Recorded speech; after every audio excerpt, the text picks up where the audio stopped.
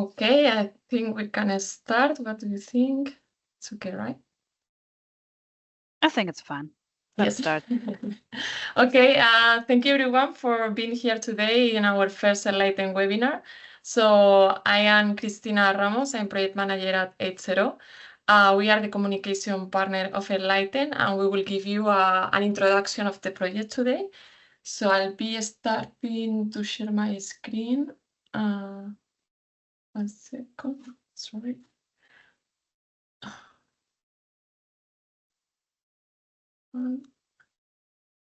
Okay. Okay, perfect. I hope everyone can hear me. Okay, so as I say, this is the ENLIGHTEN project. We are very happy to welcome you today. We present some of the key innovations and results from the ENLIGHTEN. This is an Horizon Europe project focused mainly on developing next generation of low-cost, green, and reusable rocket engine technologies. So as you can see there in the slide, the main goal is reduce the propulsion system production cost by a factor of 5 to 10 times to contribute to the Europe's competitive and sustainable access to space by 2027. So here at the ENLIGHTEN, we bring together a consortium of industrial partners and research partners to make this innovation ready to integrate into the future of launch systems. So on the left side, you can see all the partners that we have involved in the consortium and are working in the project. Okay, so before we start, just like a reminder that the session will be recorded. You are free to post your questions during the whole session on the chat, and we will have a short Q&A after the interview that we have planned. So please feel free to drop your questions, and then we'll be sharing the questions and there will be response. And also the recording will be publicly shared.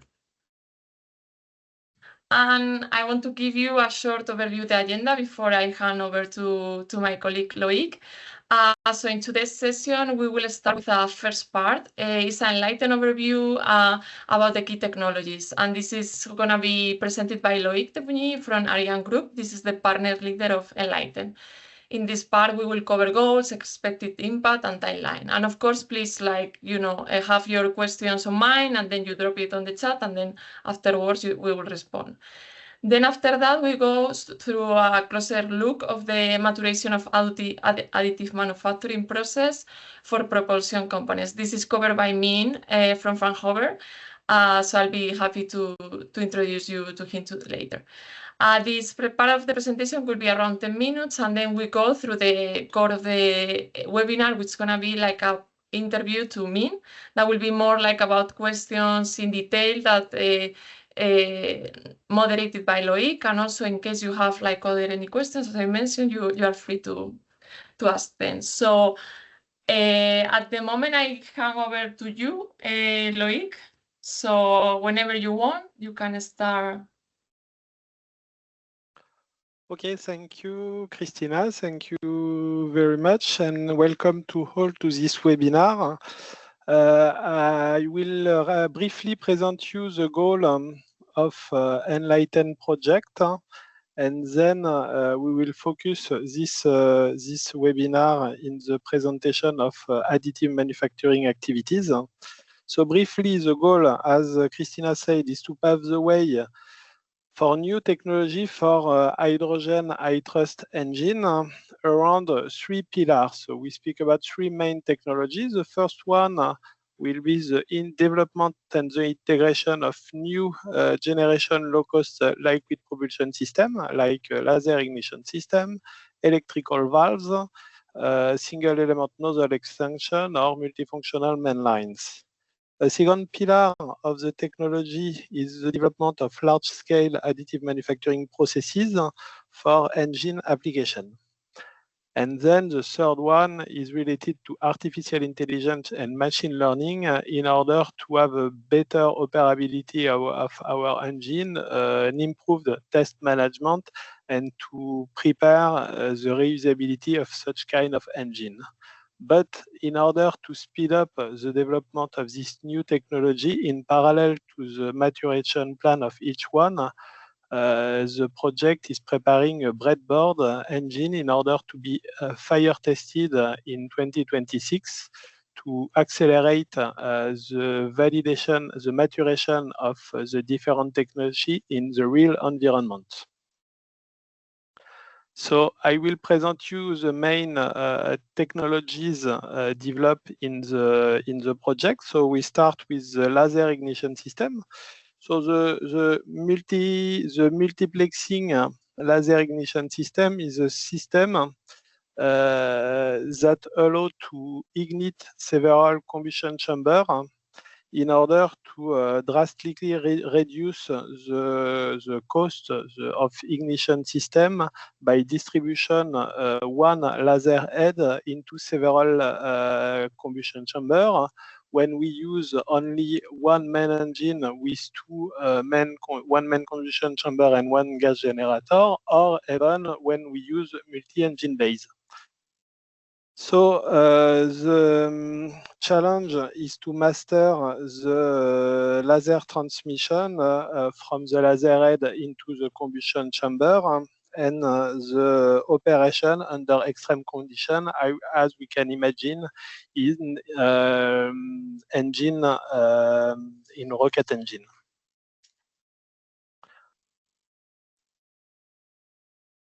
A second kind of technology is linked to the electrical regulation valve. For those kind of valve, the challenge is to integrate electrical actuator in to the engine regulation in the main valve. So meaning that valve under extreme condition, under hydrogen and high load pressure. So by this kind of valve, we imagine to improve the mass and the cost in comparison to pressure feed valve, and to enable the engine throttability, meaning the capability for the engine to master several operating points. The third kind of technology is linked to the nozzle extension, which is a complex part with internal cooling channel in which the use of new technology allow to integrate a lot of new function to reduce drastically the production cost of such kind of product. In the other part, this kind of product are very highly thermomechanical loaded and designed to be compliant with extreme environment that can sustain.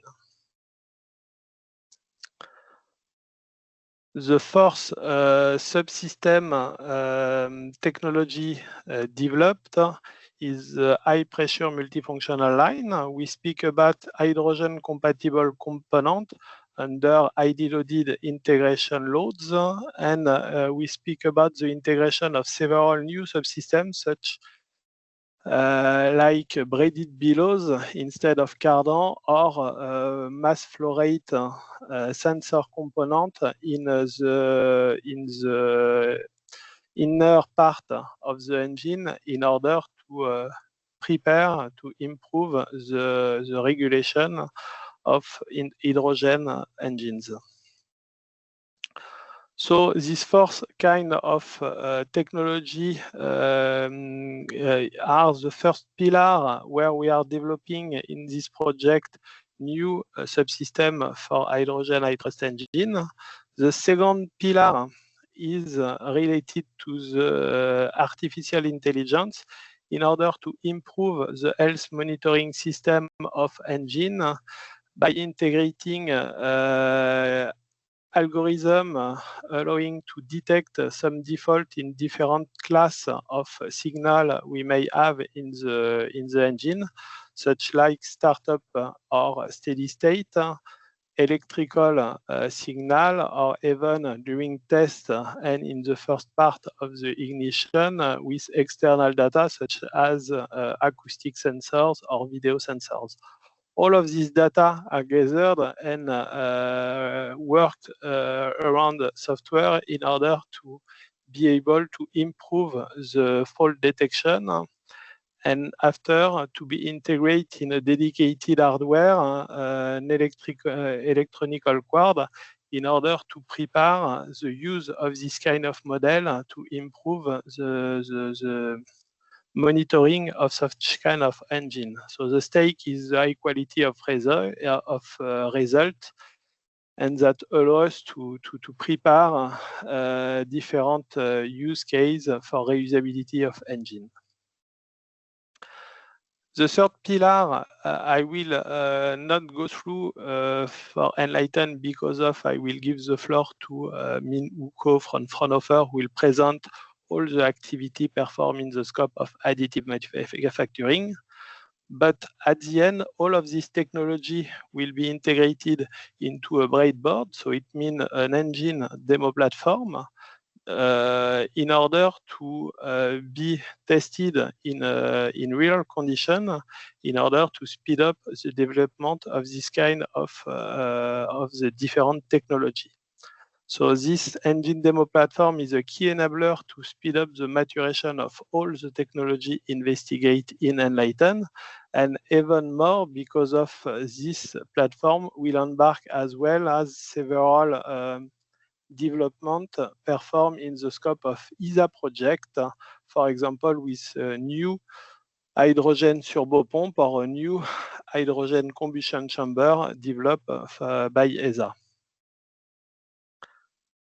It's a summary of the interest of the breadboard, meaning the engine demo platform will gather a lot of new technology to be tested in real environment in order to improve the maturity. So then I will give the floor to Minu. Hello, Minu.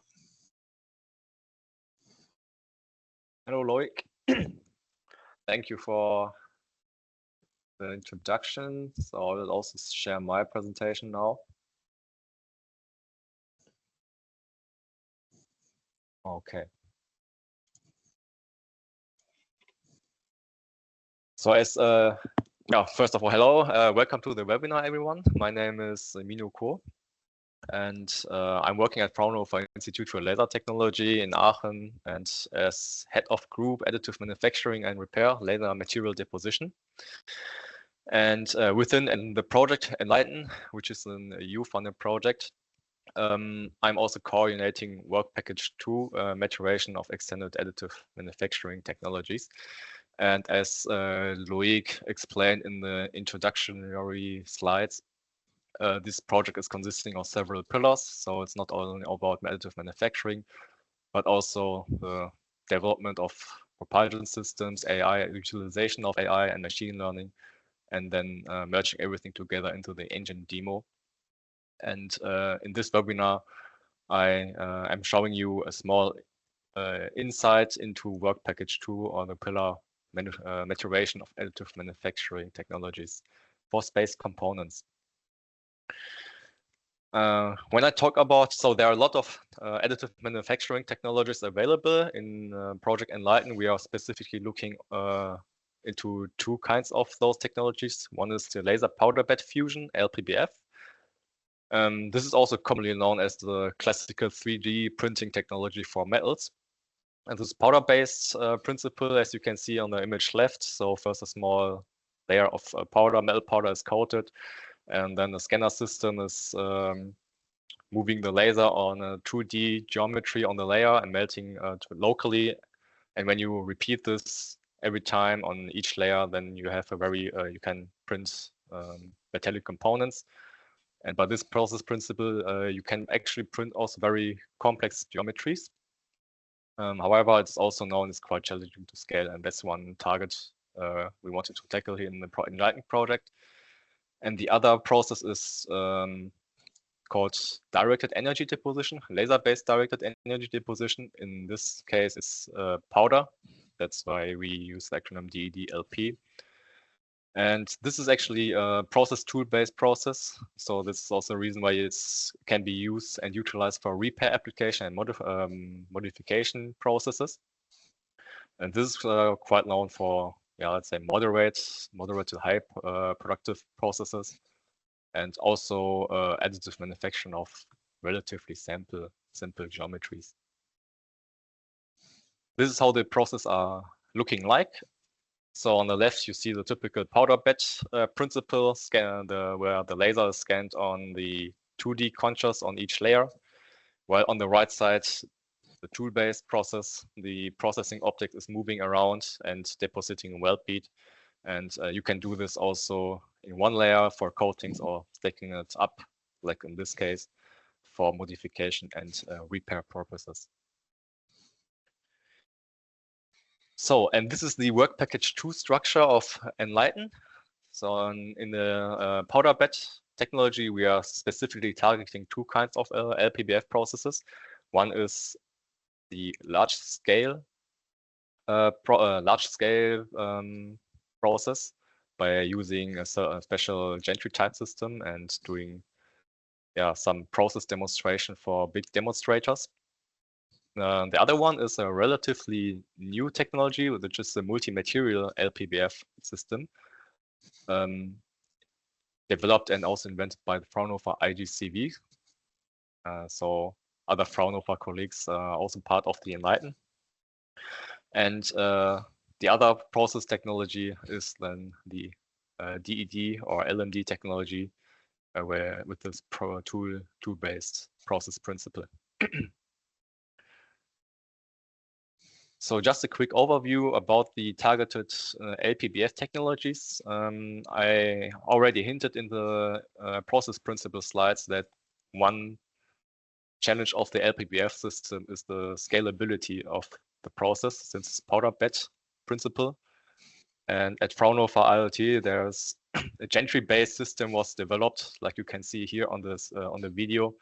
And this actually allows to scale the process up by moving the scanner systems accordingly over the powder bed with the gantry system. This is just, you can see here the scanner system. So the point of view here is the from the scanner system is moving over the powder bed, and this can be also equipped with process monitoring, camera process monitoring in this case, for example, and by moving the scanner system over a larger area, this allows to actually print bigger parts. In this case, components which are in a range of 1 meter size. The other process from Fraunhofer IGCV, same powder bed principle, but with multi-material. Here it was just shown that material A, for example, was coated and scanned. And in another step, this material is then removed from the powder bed. And now in another step, the material B is recoated or coated and also scanned. And this process principle is allowing same complexity or same degree of complexity, complex structure, but with multi-materials. So in this case, 2, but potentially also with more materials. And here are just a few examples from my colleagues from IGCV, who deposited, in this case, Inconel 625 and copper alloy for various components. Here also space components, rocket propulsion system.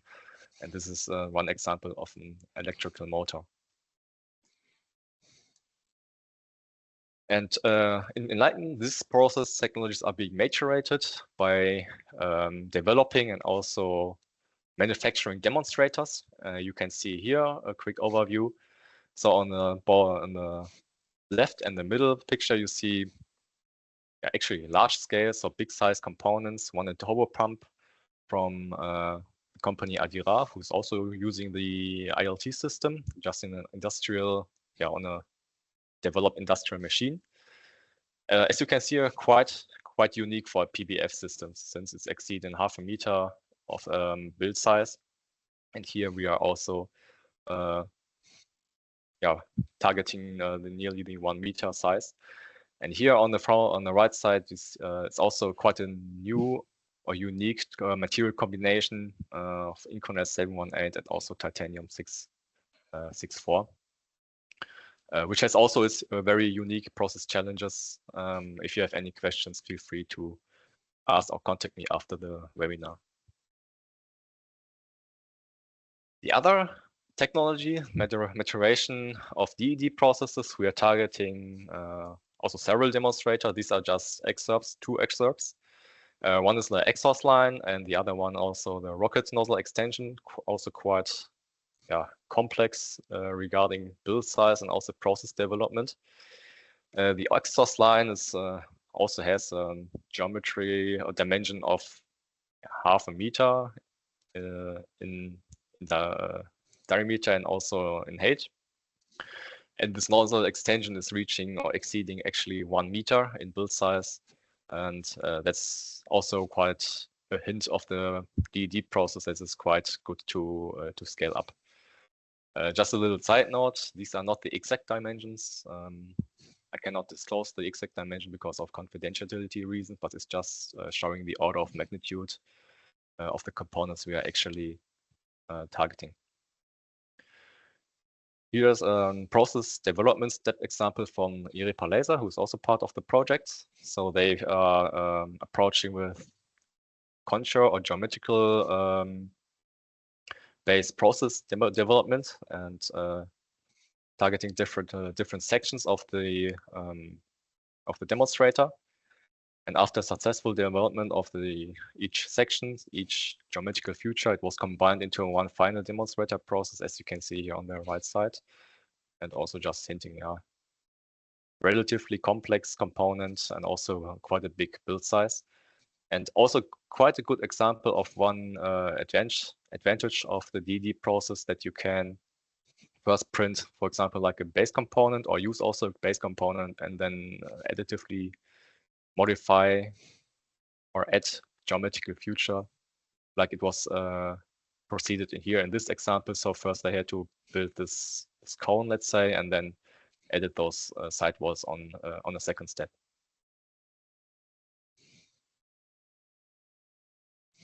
Other example are the rocket nozzle extensions. So there we are currently fully working on it. Our task is to deposit the full scale or large scale nozzle extension. So when you just remember order of magnitude over 1 meter. And there we proceeded with very simple single beads deposition, and to see if we target get the targeted wall thicknesses, and then proceeded to the nozzle geometry. And as you can see here, the actual challenge is not only the quite big build size of the final demonstrator, but also the deposition of very filigree thin wall thicknesses, and combined with each other, it's quite a challenging process. Nonetheless, the deposition quality here is fairly good. As you see here in this metallic cross section, no formation of defects. And what we are currently doing right now, we are in the preparation of for the printing of the full size demonstrator. So you can imagine this is a very small mock-up, and this is just the next step. We are building the full size part. And here we are already in the summary of work package 2. So what we are producing and also have produced are demonstrator for respective technologies.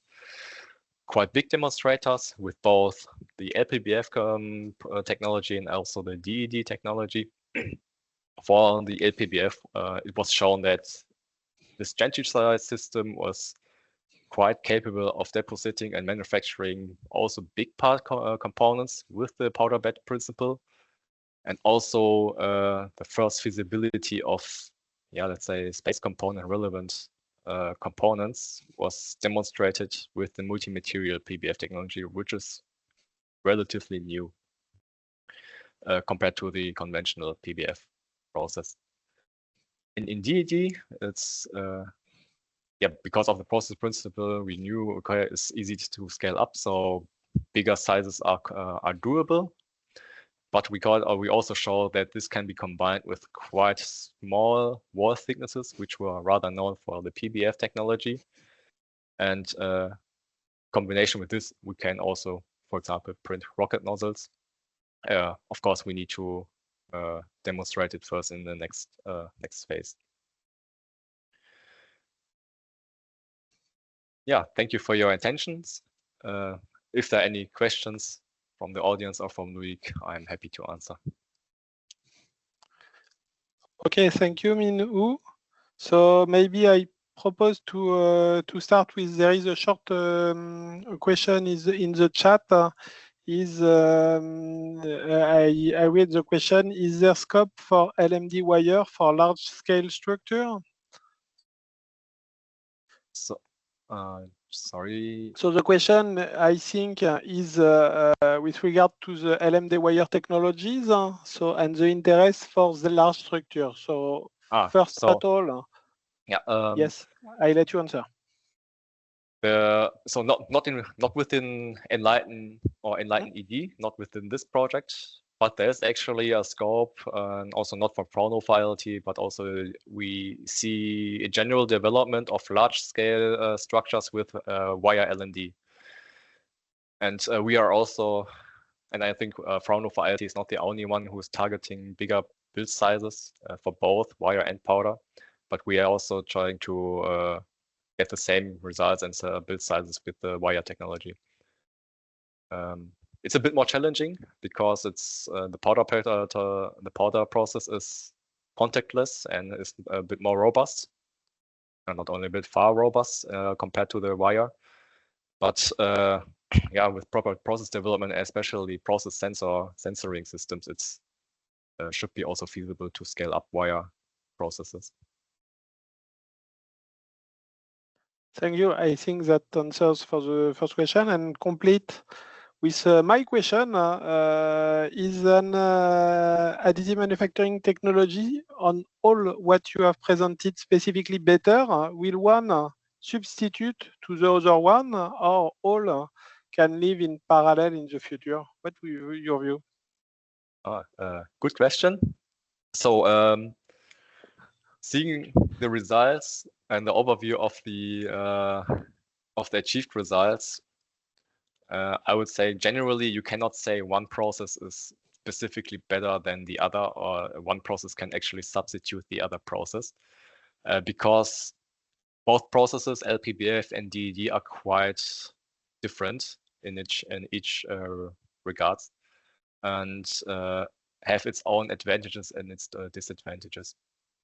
The approach should be, if you have a component, for example, in regards of size and in complexity, which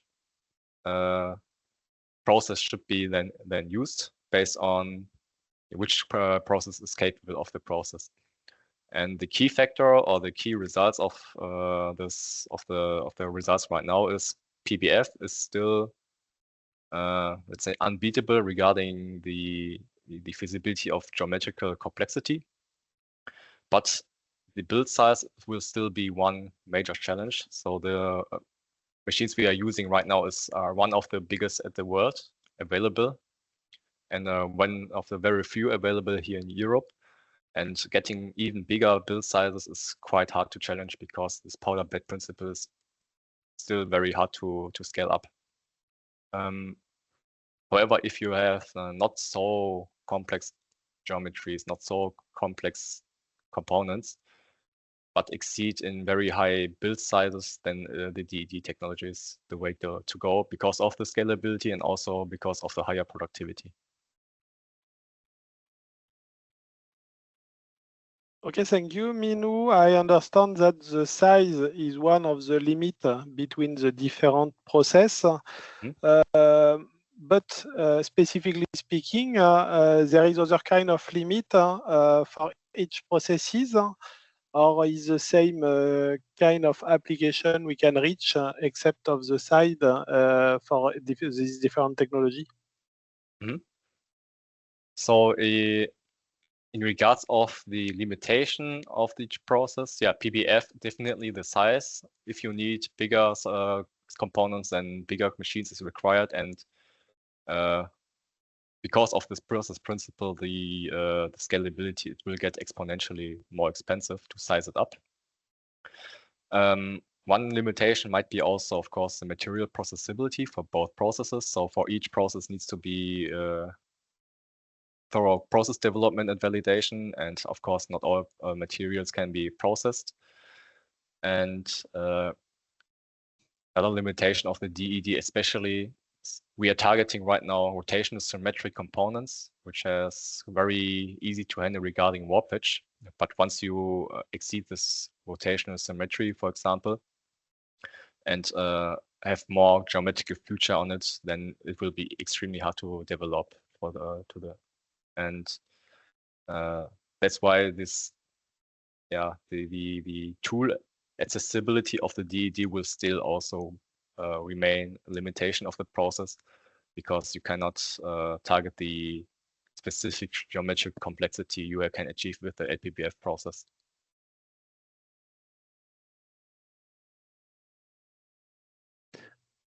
Thank you for your answer. So we see several development in parallel for several kind of application.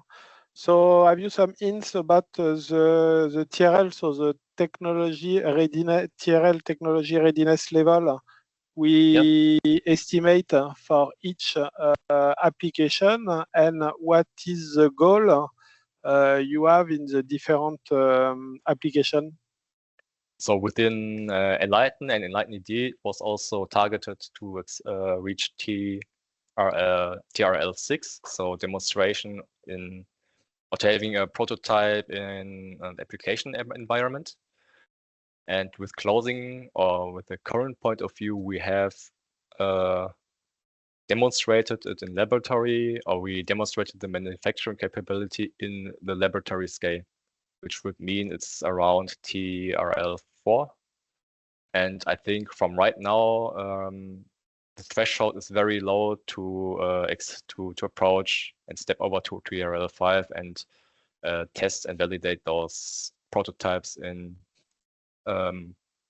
application or in industry environment.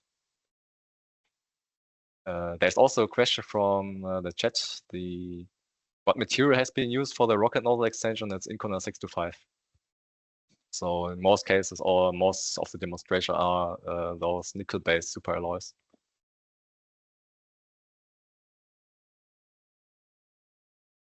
Okay, there is another question is with regard to the substrate.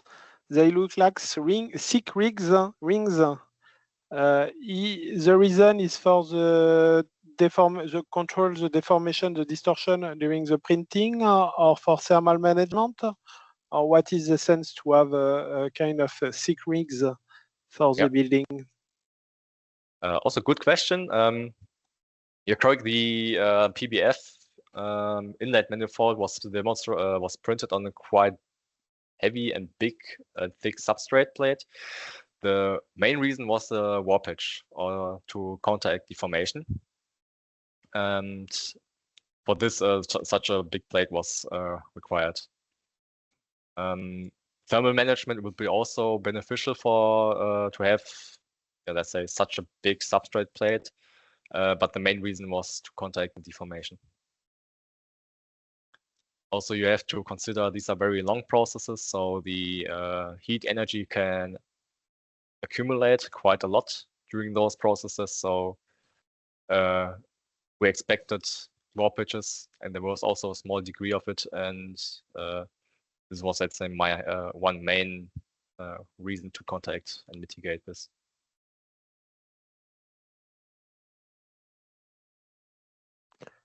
Thank you. So we spoke about the estimated TRL at the end of the project. So on your view, what is required for further maturation toward an industrial production of all of these processes? Yes, it's nearly always the same answer to this. It's mainly quality assurance and process monitoring, I would say. We have to consider these are very long processes, so both for the PBF and also the DED process, and also large in size. And when we're talking about printing, our printing time of couples of 100 hours, and that's quite a long time to for any sort of defect formation. And we need something to ensure that that every part is fine, without extensive analysis methods. And during deposition, best way systems how to detect those defects.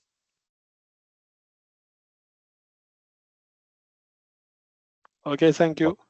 So I think I have a last question with regard to the main challenges. I guess that your answer partly respond, but if we can have maybe one big challenge for each processes, I think it could be interesting to know. Yes, of course, let's say the very long process time is a very big challenge, and to detect any sort of anomalies or to ensure the part quality. But when we are able to do this is, I think, one major threshold to industrialize it. And another main threshold would be the actual demonstration of the functionality of the component. And once the prototype has been thoroughly tested, for example, in a scope of a hot fire test and further functioning tests, I think then the other, let's say, stakeholders or partners or whoever who's observing the project will also come to the idea and start thinking about additive manufacturing technology and integrate it into the own process lines. So the functionality, let's say, has to be first thoroughly demonstrated first, and then everything will, let's say, roll in. Thank you very much, Min Woo. I see that on my screen I have no more question. I don't know, Christina, on your screen if you have question. No. No, I don't see any more questions. So I think I just can. If someone else has any questions, please drop it on the chat. But if not, I'll be summarizing some news that we are coming with the ENLIGHTEN project. So 1 second. Okay. Okay, perfect. Okay, so just for closing, we want to thank you everyone for attending today. We are having a next webinar in September. That's what is expected. So we'll be promoting also in social media, and you will receive news. Also, we have planned a final event at the Space Tech Expo in Bremen from 18 to 20 November. So we will be there with a booth, doing some promotions and probably some time on stage. So if you are attending, please let us know. That would be great to meet you there in person. And we encourage you to stay connected. You can visit our websites there. Also follow us in LinkedIn, where we will be posting some news. And if you have any questions regarding the webinar or other interest that you have, then there is our email address. So please let us know if you have any questions or any doubt. And with this, I'm happy to close the session. So thank you, everyone. And we hope to see you soon, either in these events or maybe in the future we meet for some opportunities. Thank you. Thank you. So thank you very much for your conversation, Min Woo, and for the organization, Christina. Thank you to both of you. It was very insightful. Thank you, Min Woo. Thank you too. Ciao. Bye-bye.